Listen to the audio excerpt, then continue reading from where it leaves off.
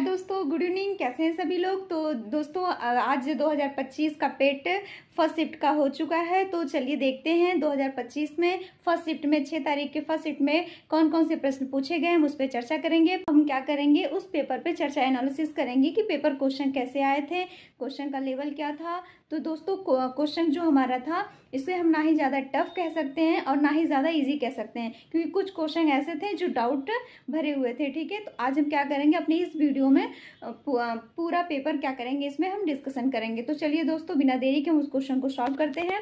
जैसे देखते हैं कि 2025 में जो पेट हुआ है वो सारे बच्चों का कैसा गया है, आप लोग कमेंट बॉक्स में ज़रूर बताइएगा। तो चलिए सबसे पहले हम पेपर का चर्चा करते हैं। ठीक है, थी वो 2023 की अपेक्षा बहुत ही क्या थी, थोड़ी इजी थी। ठीक है, तो इस बार सारे स्टूडेंट, आई होप सारे स्टूडेंट्स इसको अच्छे से कर लिए होंगे।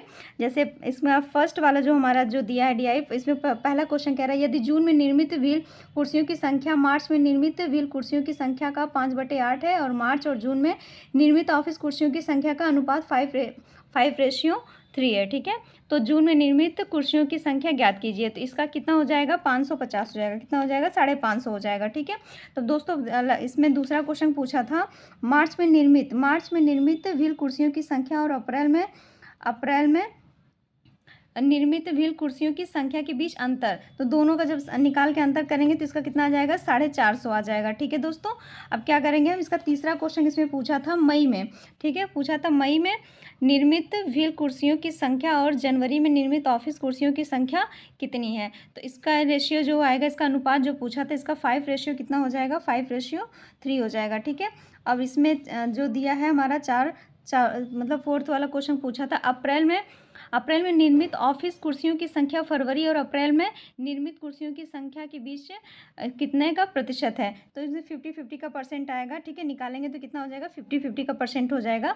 ठीक है, तो ये क्या था, ये मिस्टेक था। तो इसमें कितना हो जाएगा, 50-50 का परसेंट बनेगा। तो दोस्तों अब क्या करेंगे, इसका अगला प्रश्न पूछा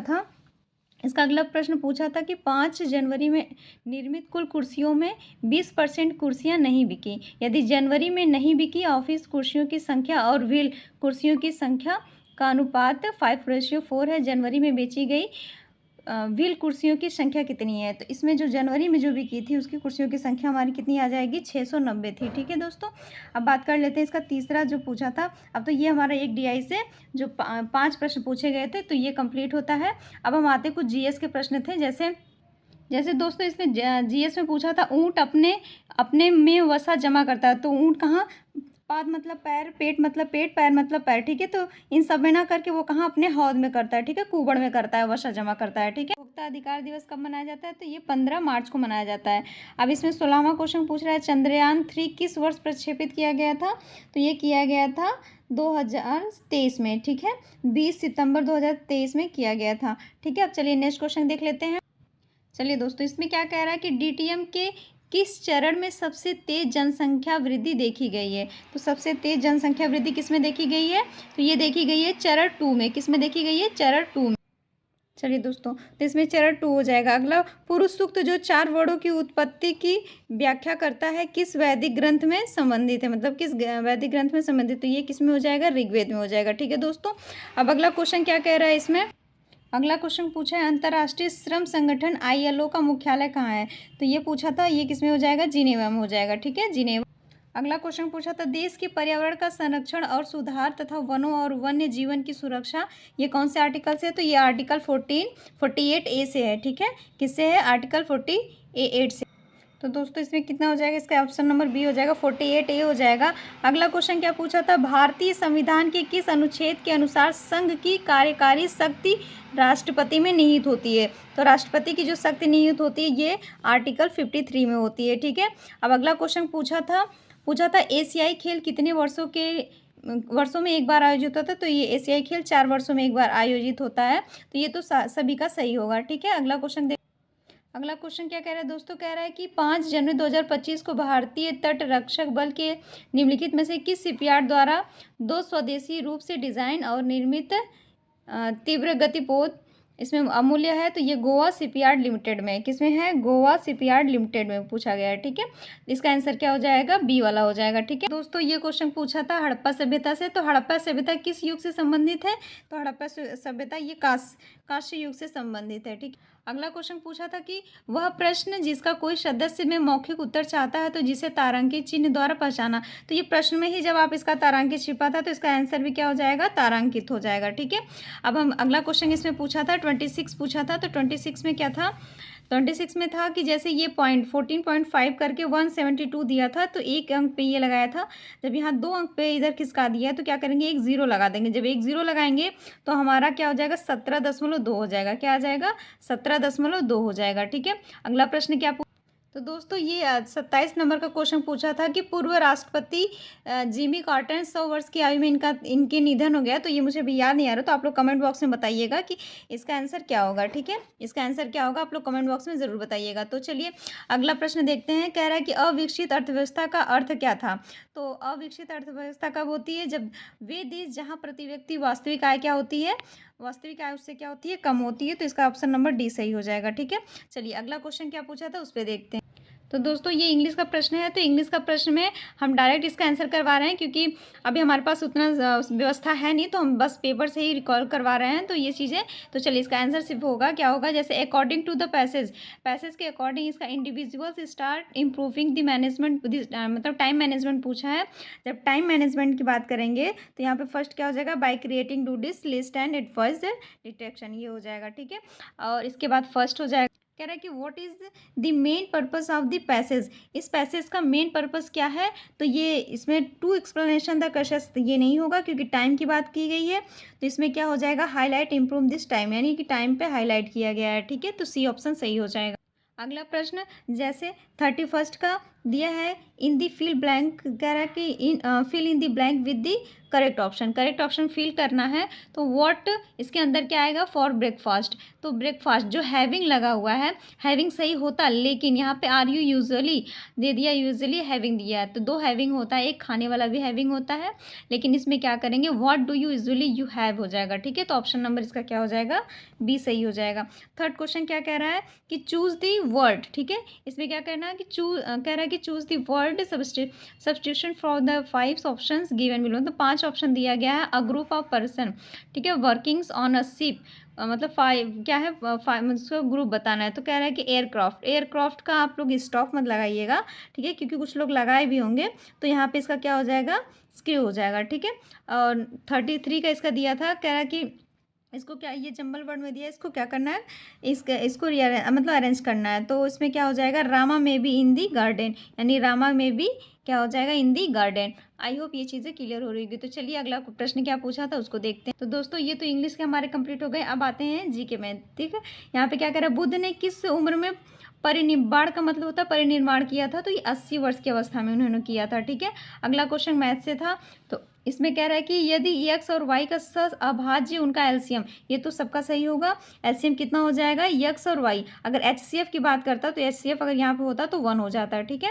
अब चलिए नेक्स्ट क्वेश्चन देखते हैं क्या पूछा था। देखिए जैसे कह रहा है कि 1 जनवरी 2001 को सोमवार था। ठीक है।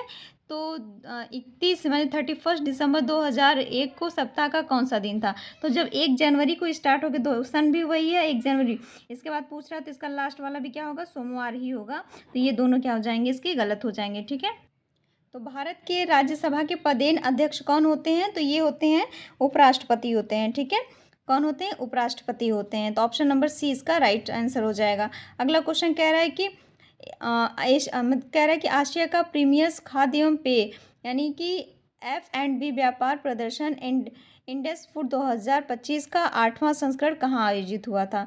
तो इसका ऑप्शन क्या हो जाएगा, India exposition smart limited greater Noida. ठीक है। तो ऑप्शन नंबर 1 क्या हो जाएगा, इसका राइट आंसर हो जाएगा। आई होप ये चीज़ समझ में आ रही होगी। तो अगला कह रहा है, तो दोस्तों अगला प्रश्न क्या कह रहा है कि काम के बदले अनाज कार्यक्रम का पुनर्गठन किया गया और अक्टूबर 1980 में इसका नाम बदलकर क्या कर दिया गया, मतलब कि राष्ट्रीय ग्रामीण रोजगार कार्यक्रम इसका कर दिया गया। तो ऑप्शन नंबर डी इसका क्या हो जाएगा, राइट आंसर हो जाएगा। तो ऑप्शन नंबर डी क्या हो जाएगा, राइट आंसर। चलिए दोस्तों अब डीआई से कुछ प्रश्न हैं, तो डीआई से देखेंगे कि इस प्रश्न का जवाब क्या होगा। तो दोस्तों जैसा कि इसमें कह रहा है कि सभी कंपनियों में मार्केटिंग विभाग में पुरुष और महिला कर्मचारियों के बीच अंतर क्या था। तो इसका अंतर क्या था, निर्धारित नहीं किया जा सकता, क्योंकि इसके आंकड़े क्या थे, अपर्याप्त थे, मतलब कि ये निर्धारित नहीं किया जा सकता। अगला प्रश्न था, देखिए दोस्तों, अगला प्रश्न क्या पूछा था, सी में फाइनेंस विभाग में पुरुष कर्मचारियों की संख्या, डी में मार्केटिंग विभाग के कर्मचारियों की संख्या का कुल कितना, लगभग कितना प्रतिशत था। तो ये कितना प्रतिशत था, 43% था। कितना था, 43% था। ठीक है। तो दोस्तों अगला प्रश्न कह रहा है कि डी में मार्केटिंग विभाग के कर्मचारियों में पुरुष और महिला की कुल संख्या का अनुपात, तो कितना हो जाएगा, ये 7 अनुपाते नहीं होगा, इसका कितना हो जाएगा, 6 अनुपाते 1 होगा। ठीक है, कितना होगा, 6 अनुपाते 1 होगा। तो दोस्तों अगला प्रश्न क्या कह रहा है कि दिसंबर 2024 में किस संगठन ने SAFE, मतलब कि इसका होता है secure एफोर्डेबल्स flexible and efficient accommodations विनिर्माण विकास के लिए श्रमिक आवास शीर्षक से रिपोर्ट जारी की है। तो ये हमारा आवास और शहरी मंत्रालय नहीं होगा, तो ये क्या हो जाएगा, option number B, NITI Aayog. ठीक है, national institute for transforming India होगा। ठीक है। तो अगला क्वेश्चन क्या है, तो स्टैटिक जीके से ये प्रश्न था, देखनी किस भारतीय राज्य का पारंपरिक नृत्य है। तो देखनी हमारा कहाँ का है, ये हमारा कहाँ का है, गोवा का है। कहाँ का है, गोवा का है। तो इसका उड़ीसा नहीं होगा, क्या होगा, गोवा होगा। ठीक है, आई होप ये चीज़ समझ में आ रही होगी। तो अगला क्वेश्चन क्या पूछा था, देखिए दोस्तों, मुकेश सुरेश से लंबा है। मुकेश क्या है, सुरेश से लंबा है लेकिन राकेश से छोटा है। तो राकेश हरीश से लंबा है लेकिन अमर से छोटा है। तो बीच में एक सिचुएशन ऐसी बनी थी, जैसे देखिए यहाँ पे मुकेश क्या था, राकेश से, लेकिन इसमें निर्धारित नहीं हो रहा है कि सबसे छोटा कौन है। ये बीच में किसी से भी छोटा हो सकता है, लेकिन सबसे छोटा क्लियर नहीं, सबसे बड़ा पूछता तो ये क्लियर हो सकता था। तो इसे क्या कर सकते हैं, ये भी हमारा निर्धारित नहीं किया जा सकता। ठीक है। अगला प्रश्न हमारा क्या पूछा था, लंदन में ईस्ट इंडिया एसोसिएशन, ठीक है, लंदन में ईस्ट इंडिया एसोसिएशन की स्थापना किसके द्वारा की गई थी। तो ये हमारा दादा भाई नौरोजी के द्वारा की गई थी। ठीक है, ना कि गोपाल कृष्ण गोखले के द्वारा। ठीक है। तो अगला प्रश्न क्या पूछा था, पुणे में आयोजित उद्यमशीलता विकास सम्मेलन 2025 का विषय क्या था। तो इसका विषय क्या था,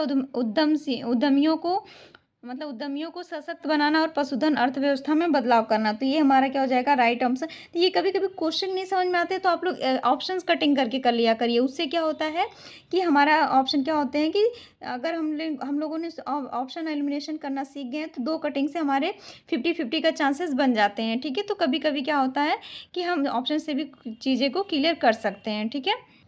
चलिए दोस्तों, और क्या इसमें पूछा था कि इसमें कह रहे थे सर्वदा भिन्न, मतलब भिन्न क्या है, देखिए चांदी सोना और लोहा ये हमारे क्या होते हैं, मतलब कि ये क्या होते हैं, हमारे धातु होते हैं। लेकिन पारा क्या होता है, ये कमरे के तापमान में लिक्विड फॉर्म में पाया जाता है। ठीक है।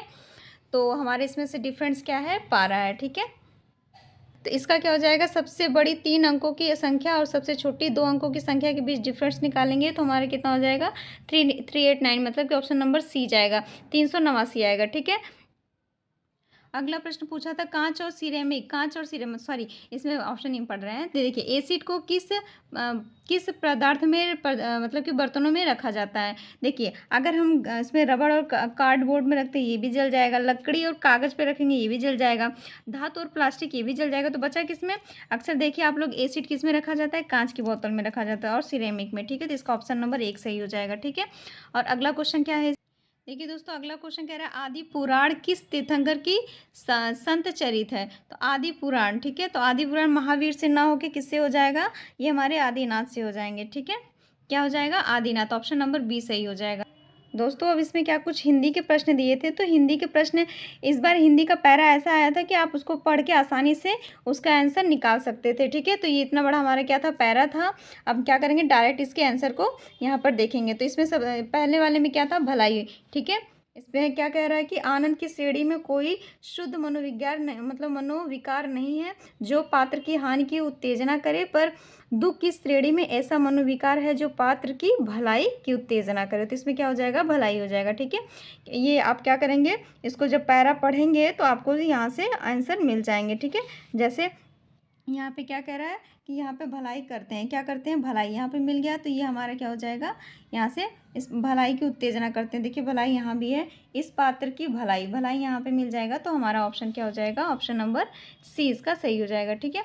अब देखते हैं 67 में हमारा क्या सही हो जाएगा, क्रोध सही हो जाएगा। ठीक है। अब सेकेंड पैरा में देखते हैं, सेकेंड पैरा में इसका आंसर कितना, दूसरा पैरा दिया है यहाँ पे, तो दूसरा पैरा हमारा क्या है, इतना लंबा दिया हुआ है, तो उसमें हम डायरेक्ट इसके आंसर की बात करेंगे। तो कह रहा है कालिदास ने क्या कहा था। आप डायरेक्ट प्रश्न को पढ़ेंगे, मतलब किस पैरा को देखेंगे, तो यहाँ से हमारा ऑप्शन नंबर क्या, सब पुराने अच्छे ही नहीं होते हैं, ठीक है, सब पुराने अच्छे ही नहीं होते, सब नए खराब ही नहीं होते। तो ऑप्शन नंबर डी सही हो जाएगा, ठीक है। इस प्रश्न का क्या जवाब हो गया, डी होगा। और यहाँ पे मनुष्य ने अपनी आज़ादी के जितने भी नामकरण किए, स्वतंत्रता, स्वराज, स्वाधीनता, उन सब में स्व शब्द को जोड़ा। क्या जोड़ा था, उसके मतलब कि कह रहा है कि बंधन अवश्य किसका रखा था, तो स्व का रखा था। ऑप्शन नंबर सी क्या हो जाएगा, राइट हो जाएगा, ठीक है। इसके बाद लेखक जी कभी कभी क्या सोचते थे, तो ये अंग्रेजों और अनुवर्तिता करने के बाद भी भारतवर्ष इंडिपेंडेंस को क्या करते थे, अधिनेता को नहीं कह सका। तो ये ऑप्शन नंबर डी हमारा क्या हो जाएगा, सही हो जाएगा। अब अगला क्वेश्चन, इसमें लेखक जी को कह रहा है कि प्राणी और मतलब वैज्ञानिकों की कौन सी बात याद आती है, तो ये सहजता और वृत्ति अनजानी स्मृतियों का ही नाम है। तो ये चीज़ हमारा सही हो जाएगा। तो अगला प्रश्न क्या कह रहा है, मेरे बच्चे को गोद में दबाए रहने वाली, तो मेरे बच्चे को गोद में दबाए रहने वाली बंदरिया, ठीक है, ऑप्शन नंबर बी हो जाएगा। आदान का विलोम क्या होता है, आदान का विलोम क्या होता है, प्रदान होता है। क्या होता है, प्रदान होता है। अब इसमें क्या कह रहा है कि जो विशेषण और विशेष की मात्रा और परिणाम की बात आ गया, तो यहाँ परिणामवाचक हो जाएगा, ठीक है। इसके बाद आगे कह रहा है आंखें दिखाना हमारा क्या हो जाएगा, गुस्से में देखना। चैत का तद्भव पूछ रहा है, तो चैत का तद्भव चैत्र हो जाएगा, ठीक है। समय की पहचान शिरोमणि गुप्त जी ने किसकी है, इसमें किसके महत्व के बारे में बताया, तो इन्होंने समय के महत्व के बारे में बताया। आई होप ये चीज़। चलिए अगला क्या है, निर्वात में प्रकाश की गति और माध्यम में प्रकाश की गति के अनुपात को माध्यम का क्या कहा जाता है, अपवर्तनांक कहा जाता है। क्या कहा जाता है, अपवर्तनांक कहा जाता है। फर्स्ट ऑप्शन सही हो जाएगा, ठीक है। देखिए दोस्तों, इसमें कह रहा है कि कांगटो भारत की सबसे ऊंची चोटियों में से एक है, जो किस राज्य में है, तो ये अरुणाचल प्रदेश में है, ठीक है, ना कि नागालैंड में है, ठीक है। अब इसके बाद कह रहा है कि छात्रों मतलब 45 छात्रों की कक्षा में आयुष का रैंक ऊपर से क्या है, यहाँ से दिख रहा है, सॉरी, देखिए 45 छात्रों की कक्षा में आयुष का रैंक क्या है, ऊपर से 15 है और नीचे से आयुष का रैंक बताना है। तो 45 टोटल हो गए, टी बराबर हम क्या रखेंगे, मतलब कि 45 बराबर क्या रखेंगे, 15, फिर माइनस क्या कर देंगे, 1 कर देंगे, ठीक है। इधर करने के बाद हम क्या करेंगे, 45 में से 14 को घटा लेंगे, तो हमारा क्या हो जाएगा, 31 हो जाएगा। तो इसका फर्स्ट ए सही हो जाएगा, हमारा क्या हो जाएगा, 40 मतलब कि 31, ठीक है। अगला क्वेश्चन, तो इस प्रश्न का क्या जवाब हो जाएगा, ए हो जाएगा, ठीक है। चलिए दोस्तों, ये प्रश्न तो लगभग सभी का सही हुआ होगा, क्योंकि ये प्रश्न क्या है, प्रतिशत का बहुत छोटा ही प्रश्न पूछा था, 2/5 प्रतिशत रूप में। बस इसमें 100 लगाना है, 100 लगा के आप आसानी से क्रॉस करेंगे तो क्या हो जाएगा, 40% आ जाएगा। क्या आ जाएगा, 40% हो जाएगा। देखिए दोस्तों, अगला जीके का प्रश्न आ गया, जीएस का। तो कह रहा है कि अनुशीलन समिति का मुख्यालय कहाँ है, तो ये हमारा बम्बई में ना होके कहाँ हो जाएगा, कलकत्ता में हो जाएगा। चलिए दोस्तों, अगला क्या था, इसमें कह रहा है कि जनवरी 2025 में कौन सा देश आधिकारिक तौर पर ब्रिक्स समूह का 10वां पूर्ण सदस्य बना था, तो ये बना था इंडोनेशिया। किसका बना था, इंडोनेशिया बना था, ठीक है। अगला प्रश्न कह रहा है कि भारत पाकिस्तान ने वर्ष 1960 में एक संधि पर हस्ताक्षर किए, तो उस संधि का क्या नाम था, तो उस संधि का नाम क्या था, सिंधु जल समझौता था, ठीक है, सिंधु जल संधि थी, ठीक है। चलिए दोस्तों, अगला प्रश्न पूछा था, हवा में कौन सी अम्लीय गैस गैस वर्षा के पानी में घुलकर कार्बोनिक एसिड H2CO3 बनाती है, तो ये कार्बन डाइऑक्साइड बनाती है, CO2, ठीक है, कार्बन डाइऑक्साइड। अगला प्रश्न पूछा था, इसमें कह रहा था किस औद्योगिक नीति प्रस्ताव ने सार्वजनिक क्षेत्र को भारतीय अर्थव्यवस्था में एक रणनीति भूमिका प्रदान की थी, तो ऑप्शन नंबर बी, ये हमारा क्या था, औद्योगिक नीति 1956 में हुआ था, ठीक है। 88 में इसमें कह रहा है कि निम्न भूजल भंडारण के से किस प्रकार की चट्टान सबसे अधिक जुड़ी हुई, तो ये आग्नेय और क्या कौन सी थी, कायांतरी चट्टानें थी, ठीक है। चलिए 90 प्रश्न क्या कर रहा है, एक ग्राफ दिया हुआ है, यहाँ पे सारी तालिका दी हुई है, तो कह रहा है किस किसान ने तीसरे सबसे कम फसल उगाई थी, तो इसमें दोस्तों थोड़ा सा कन्फ्यूज़न मुझे है, लेकिन इसका आंसर क्या होगा, तेज़ा होगा। तो आप लोग बताइएगा कि प्रभाकर और तेज़ा में से कमेंट बॉक्स में बताइएगा कि इसका आंसर कितना आएगा, ठीक है। चलिए अगला क्वेश्चन देखते हैं। अगला क्वेश्चन कह रहा है कि सभी दिए किसानों का उत्पादन राई और इसके बीच में तो 192 हो जाएगा, तो ये लोग आप लोग आसानी से फाइंड आउट कर लिए थे। तो चलिए अगला प्रश्न क्या था, अगला प्रश्न पूछ रहा है कि रोशन और उत्पादित कुल फसल, भार्गव और उत्पादित कुल फसलों का लगभग कितना प्रतिशत है, तो इसका लगभग में अगर निकालेंगे तो 97% होगा। कितना होगा, 97%। अगले का रेशियो पूछ रहा है, सभी किसानों द्वारा उत्पादित कुल सरसों और कुल गेहूं के बीच का अनुपात अगर पूछा था, तो इसमें क्या था हमारा 397 से 284 तक था, ठीक है। अगला प्रश्न देखते हैं। अगला, तेजा द्वारा उत्पादित औसत फसलें ज्ञात कीजिए। तो तेजा द्वारा क्या था, 574, मतलब 574 हमारी क्या थे, ये हमारा राइट आंसर हो जाएगा। ठीक है। अगला क्वेश्चन, एक सामाजिक घटना जिसमें समाज का एक वर्ग, ठीक है, समाज का एक वर्ग अपने जीवन के मूलभूत आवश्यकताओं को भी पूरा करने में असमर्थ होता है, उसे क्या कहते हैं, उसे हम गरीबी कहते हैं। क्या कहते हैं, गरीबी कहते हैं। ठीक है।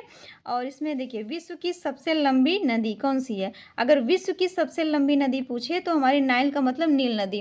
ठीक है, हिंदी में उसको क्या कहते हैं, सॉरी, देखिए दोस्तों, विश्व की सबसे लंबी नदी हमारी क्या, नील नदी होती है। अगर आप हिंदी देखेंगे तो गलत कर देंगे, लेकिन आप इंग्लिश देखेंगे तो ये इसको आप करेक्ट करके आएंगे। ठीक है, तो ये क्या होगा, नील नदी। अमेजन नदी क्यों नहीं होगी, क्योंकि देखिए ये हमारी चौड़ी सबसे होती है, विश्व की सबसे चौड़ी नदियों में की बात की जाए तो हमारी अमेजन हो जाएगी, लेकिन लंबी की बात करेगा तो क्या हो जाएगी, नील नदी हो जाएगी। ठीक है। चलिए दोस्तों, अगला क्वेश्चन इसमें कह रहा है कि नई दिल्ली में आयोजित इंडिया ओपन बैडमिंटन 2025 में पुरुष एकल का खिताब किसने जीता था। तो ये आप लोग के कमेंट में बताइएगा। ठीक है।